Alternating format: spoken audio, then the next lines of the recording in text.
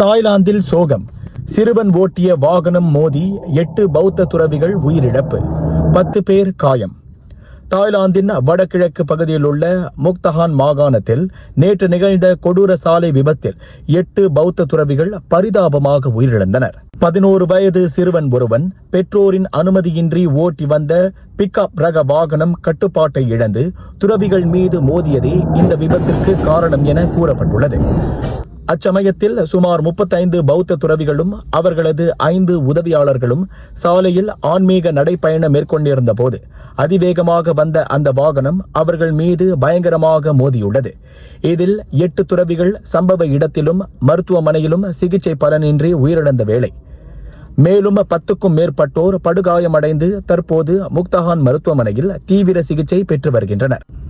இந்த துயர சம்பவம் குறித்து தெரிவித்துள்ள முக்தஹான் மாகாண போலீஸ் தலைவர் மேஜர் ஜெனரல் பைரோஜ் தைப்புட்சா, விபத்தை ஏற்படுத்திய 11 வயது சிறுவன் தற்போது காவல்துறையின் கண்காணிப்பில் வைக்கப்பட்டுள்ளதாகவும் அச்சிறுவனின் பெற்றோரை நேரில் வரவழைத்து காவல்துறையினர் தீவிர சட்டப்பூர்வ விசாரணை மேற்கொண்டு வருவதாகவும் குறிப்பிட்டுள்ளார். இதனிடையே பெற்றோர்கள் தங்களது பிள்ளைகளை கண்காணிப்பதிலும் சாலை பாதுகாப்பை பேணுவதிலும் கூடுதல் பொறுப்புணர்வுடன் செயல்பட வேண்டும் என்பதற்கு இந்த விபத்து ஒரு கசப்பான படிப்பினையாகும் என முக்தஹான் மாகாண ஆளுநர் ஓரயான் புனராட் பொதுமக்களுக்கு பலத்த விழிப்புணர்வு விடுத்துள்ளார்.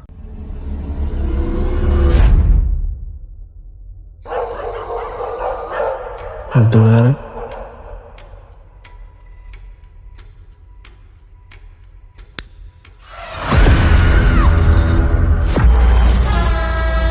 மூணு வருஷம் முன்ன ஒருத்தர் 2 பேரை கொலை பண்ணிட்டு அவனும் நெருப்பு வச்சு செத்து போயிட்டான்.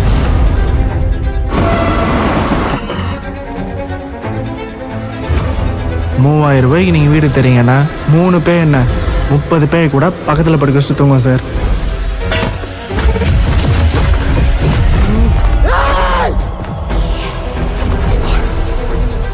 கொஞ்ச நாளாவே ரொம்ப டிஸ்டர்ப்டா இருந்தேன் சார்.